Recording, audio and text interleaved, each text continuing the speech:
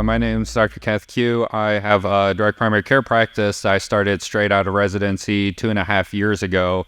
My journey with the DPC community started when I was a fourth-year med student back in 2017. My interest was always kind of policy, understanding the healthcare system, and then that got DPC on my radar. I went to the summit that year in DC. At that time, I thought about going into emergency medicine because I thought, the system's messed up, everything's terrible, I'm gonna go work for a hospital and then complain to Congress every now and then. But I learned about DPC, saw that people were solving a problem, saw that there was actually hope to fix our healthcare system through this vehicle. Got really excited, moved into family medicine, stayed really active with the DPC community for throughout residency, and then thanks to the mentorship and the help of hundreds of DPCs across the country, I was able to start straight out of residency and hit the ground running. And your practice right now is in Virginia, right? Yeah, I'm in Richmond, Virginia. All right. And you got a few Virginia people out here. And Dr. Brown, I happen to be her husband, so I'll try not to be, I'll be impartial. Can you tell us a little about yourself, your history, and what brings you here? So I was in 3 multi-specialty groups before I went into direct specialty care, and have two specialties, dermatology and internal medicine. I'm a rare person who finished internal medicine after dermatology. I've met one other person who's done that in practice, both. And we were in Oregon for 21 years. Jack had a very successful IT company. I was with a partnership that I liked a lot, started out practicing internal medicine as well as dermatology. And for me, really the last straw, even though I've hated Medicare, love my Medicare patients, hate Medicare, but it was ACA Obamacare that was really my last straw. Went out on my own with Jack's tremendous help, founded Oregon Coast Dermatology in 2011, did full price transparency, no CPT codes, billed by time for 8 years until we moved to Montana. And so I've taken an extended break from clinical medicine. There is life outside of medicine, it turns out, and but we're starting Montana dermatology, and we will do that by traveling to people's homes and to places of business, and it will absolutely be price transparent, no CPT codes. I think, I don't think I could ever go back. Thank you. We're going to take questions from the audience in a minute. Just a couple more quick ones for me. Can you explain what direct primary care is, and then Kathleen, what direct specialty care is, and what the similarities and differences are? So for DPC, how would you explain that? Yeah, so the premise of DPC is it doesn't make sense to use insurance for primary care. The analogy you'll hear from a lot of us is you don't use your car insurance to fill up your gas or to get an oil change. You're not using house insurance to fix a light bulb. Why are we using it for primary care? Because if you think about insurance, the idea is risk mitigation, right? Something that doesn't happen frequently that can incur crazy costs. Primary care is literally the opposite, something you want to engage regularly that can save you on costs and is relatively low cost compared to things like ICU stays, surgeries, etc. So in DPC, we said, all right, no insurance because it doesn't make any sense. And then because the nature of family medicine is one that's about continuity and access, we have a subscription model, so monthly membership over time. The only, I think, official definition of direct primary care was crafted by Phil Eskew, who's a DOJD MBA on DPC Frontier, where he talks about a periodic fee, and then if you do charge a visit fee, which most of us don't, it's got to be less than that periodic fee. But that's kind of the underlying philosophy and principle, is a monthly subscription and just getting away from insurance. And of course, we do a lot of things like care navigation, price transparency for third-party things like labs and imaging and partnerships with specialists, but fundamentally it starts with we can deliver better care at better cost without insurance. Thank you. And Kathleen, Dr. Brown, there's a lot of similarities, but what are the differences for specialists that are trying to get into a direct pay type of practice? So I first just wanted to say I'm a big fan of direct primary care. So Jack and I, we have a direct primary care doctor. We're very happy with that doctor and with that arrangement. And we're 3-generation direct primary care family. My mother, who's 91, and our oldest daughter all have direct primary care physicians. So we're big fans of that model. I think, family practice, other primary care specialties are often specialties of breadth. And so I think that model works very well for primary care. Some specialists want to do a subscription model, a membership model. Some are successful in doing that, but in many ways, it doesn't easily lend itself. And we know there's no perfect. I think a lot of the problems that we have in medicine are, in search of the perfect. And in search of the perfect, we have tossed out what works, including pricing mechanisms. But direct specialty care, I like to call direct pay. There's a lot of dermatologists now doing direct pay. Some of them bill by CPT. I never did. I billed by time. And I love our title of Roads Where We're Going, We Don't Need Roads. So whatever works for you and enough patients, if you're a specialist physician, more a narrow specialty, is just fine. And, the whole idea of creating value, that needs to be your number one motivating. Each person in front of you, you need to create value every single day, every single visit for that patient. And then you need it to be profitable for you. People call profit a dirty word, but when you're an employer, when you're running a business, profit is your paycheck and you're paid last.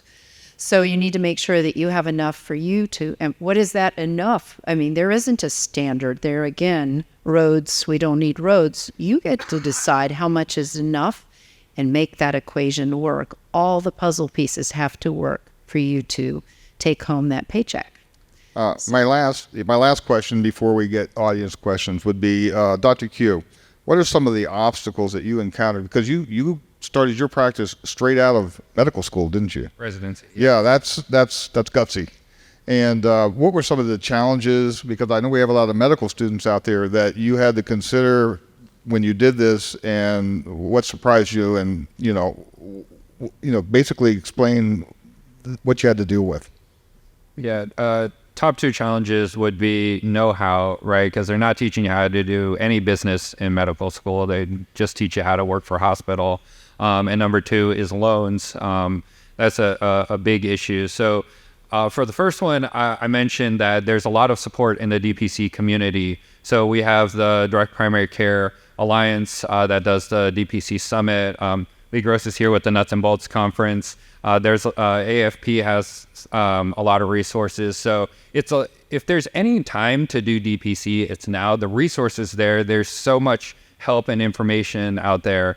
And then finances. So like most people who start a DPC practice, they're usually moonlighting, doing something else. So I was working full-time at an urgent care while starting my practice. And so it is a lot of work, but if you have that mission, if you have that goal, and you kind of have the thought process, it's kind of worth putting in the time and effort to do so. But yeah, you do have, there is opportunity cost. There is a lot more work to it. And then you have to learn how to market and do networking events and kind of be a salesman, which is another thing that is pretty hard for a lot of doctors to do. Thank you. And Dr. Brown, you started your career later, your direct specialty care. And can you explain a little bit of some of the challenges that you faced and what you did about it? Well, the challenges are fun because I would say they're no longer as much stupidity. In conventional practice, there's so many things that you put up with that have nothing to do with patient care. So some of the challenges that you face are really not patient care challenges or business challenges. They're attacks, but I don't know, you learn to enjoy that fight. One of the challenges is marketing, and we did not do any radio or television or anything like that. We had a standard that it was going to be very professional in terms of signs. Marketing ended up not being that big a challenge. We opened and we were busy. It is a challenge there are people who fail in even dermatology. You don't know how many people will come. So that is an important challenge. But for us, that worked out really, really well. I got attacked by a giant insurance company within a couple months because I was not providing CPT codes, and ended up going to the legislature, had a couple bills there that didn't get out of committee, ended up getting a piece of administrative law changed. I have to say I really enjoyed all that. That was fun. Just forging a path. And also, you have some groups on Facebook, social media, and other that are private, and you're doing some self-education and some viral marketing and all as well for dermatology in that case. Yes, well, I would say a big obstacle is we're quite a bit older than Dr. Qiu. Succession planning, you don't tend to think about that when you start a company. And we started my business when I was 52. And it's very, very hard to get other people people have these expectations of how much they're going to earn, and they don't often want the risk. And well, also moving to, you have to have a location where somebody wants to move to. And the whole work-life balance thing, you're not going to always have that work-life balance all in the same time period. That may be over a longer period of time. So you have to think carefully about why you're doing it. But for me, I'd had it and I wanted out. And I was so happy. I mean, it's just like a happy day. You're busy, but you're happy. As were patients, too. Thank you. Now I'm just going to take some questions from the audience out there. If you just raise your hand, we'll get a mic out to you. Hi, I'm a rheumatology office manager, and my husband is the rheumatologist, and we're in St. Louis, Missouri, and he was a hospital-based employed physician for the first 21 years of his career, and then they came into him and said, oh my God, we're paying you too much money. So he came home with that story, so we started our clinic 9.5 years ago. It's so efficient, and it's so great. We have 24 support people for one physician. Therapy dog in our infusion center, 1,000 infusion patients. We need success planning too, because we need a physician that is going to work like we do, and we're just finding that to be hard to find. Do you want to say anything? Sometimes I want to cry, but it's... As a specialist, we have rheumatology, we have a giant target on our backs because of the price of the drugs we prescribe. It's unaffordable unless you're an employer. So how did you deal with that with some of your, the drugs you prescribe in dermatology? One-on-one. Finding most of the people who came to see me had insurance or a government plan, Medicare, something like that. So always, I won't say it was leisurely, but I did allow the time to discuss with people. I discuss with them, not delegating that to my staff. So if there's something like that, what is it that you need? Often the insurance would still work. That's sometimes a challenge.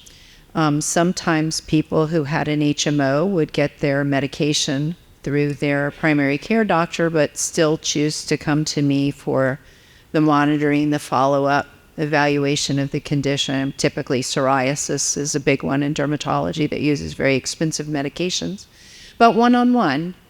And people have choices, and I didn't buy the medication. But yeah, we usually would find a way for that particular person. Hi, my name is Jacob Wan from Liberty Medicine. Dr. Qiu, I was curious that immediately coming out of residency, how were you able to obtain or establish a patient population for your DPC that quickly? Yeah, so it took time. The ramp was slow because I was a new doctor with a new model in a new community that had not heard about DPC.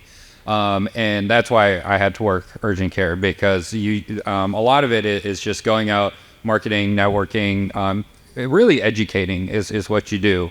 You talk to people, let them know what you're about, what this is, and the reality is most people have to experience it before they can start telling other people. And right now our growth is mostly word of mouth, but you do have to hit kind of a critical mass to get there. So it's pretty hard if you're starting out in an area where you don't really have a lot of connections or establishment.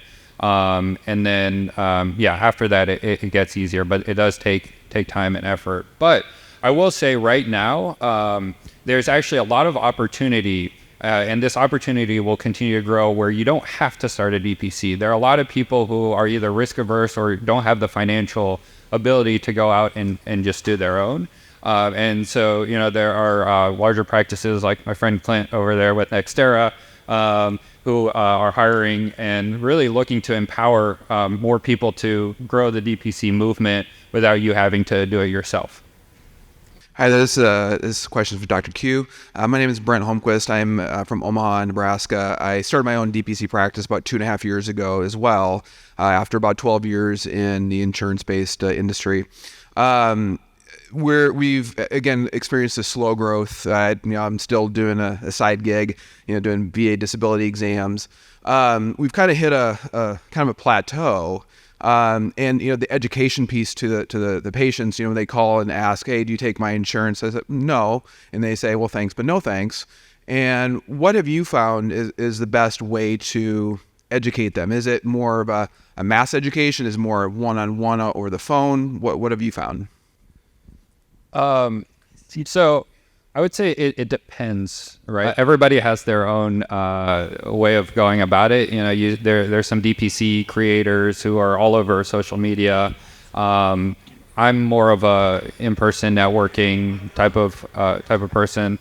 So it really depends. I don't know that there's a good answer, but the idea is to get in front of as many people. And like I mentioned, word of mouth is so important, because you have your talking points, right? One of the things that I crafted over the last 2 years was how to talk to people. When I first started out, I was like, hey, I'm DPC, we're great because ABCD, and I just watch people's eyes glaze over. But over time, you kind of learn what people's pain points are. You learn what their needs are and what they're looking for, and you kind of craft your message that way. And then word of mouth, the patients experience a certain thing, and that's what they're expressing. They're not expressing, the mission, the values of DPC. They're like, hey, my doctor texts me, and that's really cool, and they help me navigate all this stuff, and they see me when I need them. I think that's probably more powerful than any real marketing thing that you can put out, especially if you're kind of a smaller local DPC. Okay, thanks. I am Dr. Heather Gessling. I have a successful DPC practice that I started 2.5 years ago. It's wildly successful. We have a wait list. I am at capacity, and I am happy with where I'm at. I have this fear, though, that at some point, something's going to go wrong. This was too good to be true. My life is too great. I have autonomy. And so one of the things that triggered this line of thinking is that I let go of my ABFM certification, and I just did the NBPAS. And this could be just coincidental.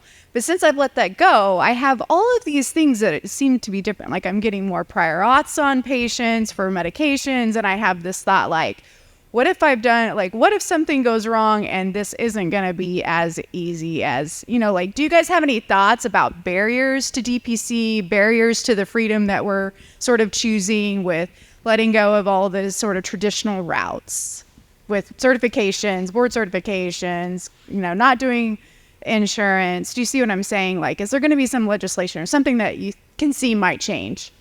I just want to say something I'm always telling patients is there is no risk-free path. So, we're choosing a path of more freedom. It's not perfect freedom or perfect choices for us or for our patients. But Jack had a slide when we gave a lecture at one point, and it was talking about, oops, you darted the bear, and now it's chasing you. And I think that's true. I think, you need to be always looking at the future. What are the potential obstacles? But yes, that's a great problem to have, that things are going so well. Congratulations. And enjoy it. Yeah. It's hard. It really is. I feel what am I missing? Why is this such a great life? We haven't lived that great of a life before, where we were always under somebody's thumb, and we were always having to, meet somebody's expectations for, different things for certifications or whatever. And so you think, oh, this can't, I guess it could just be the way it is. It's true. We get to live this freedom, but I just wanted to know if you guys had any other thoughts about what could happen. I agree. Enjoy it, because this is great. This is why the movement's growing, and this is why so many people are happier doing this. But I think everybody at this conference specifically knows that government is always looming, and that's why I think it's important to, again, the same thing with marketing, educate. I'm involved with some people, federal and state, just telling them this is DPC, this is what we're about, this is what we are, this is what we're not. One of the things in my community that comes up is like concierge, this high end, this is only for rich people, that kind of talking point. But I was actually at a Richmond Academy event where a doctor came up and I'm like, oh, I do DPC. Oh, he's like, oh, that's that thing that's not concierge. I was like, yeah, how do you know that? He's like, well, Senator Sturtevant was correcting me on it because I had talked to my senator. I was like, hey, learn about this. So there are people who are active, and as long as we continue to engage, we push the message. We have our mission. People see what we're doing. There are enough of us out there who are keeping things from getting overly regulated into oblivion. Hello, I'm Greg Stefanik, a family physician with Northmont Pharmaceutical, 32 years of direct patient care. My last role was with an on-site clinic. I was a medical director for an employer.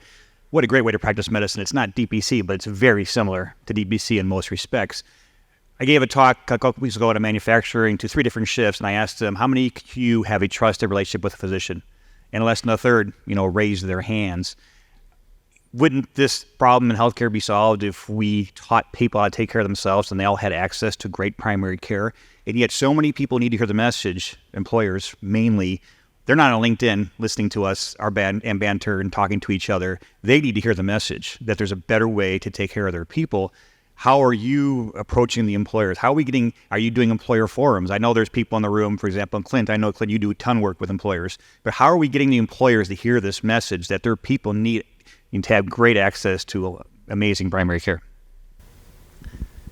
Yeah, so I'm just going to keep repeating the same thing, engagement. So it's knowing who to talk to, right? So I think having good brokers, or the people like to call themselves benefit advisors, to help you with that, because you can talk about DPC all day long, but the people in the C-suite and HR, they don't know, they don't care, they just want to know how to solve their problem, which is, for some people, providing really good care, some people, reducing their healthcare costs, and for some people, both. And then you have to partner, like John is with me in Virginia. He's a benefits advisor, just going out, talking to employers, really educating them. And so in conjunction and partnership, when you're willing to work with these benefit advisors, be like, wow, there's a doctor coming to talk to me about these awesome things. And you build a community, you build an ecosystem. I think that's how we all kind of grow together. So a comment, and I'm Sean Needham, and my wonderful wife Janet. We're both pharmacists, and I want to kind of piggyback off Dr. Gessler's question about, does it ever feel like it's just too good? Well, we've ran a cash-only pharmacy for 20 plus years, and we absolutely love what we do, as our colleagues complain all the time about how horrible it is out there billing insurance. And we are constantly looking around at ourselves thinking, when is this going to end? Because this is too good. So it never goes away. But it's a good thing, believe me. So my question for both of you, and my wife and I have the opportunity of knowing Jack and Kathy very well, and thank you guys for hosting this. So I kind of know your answer, but I want to hear it.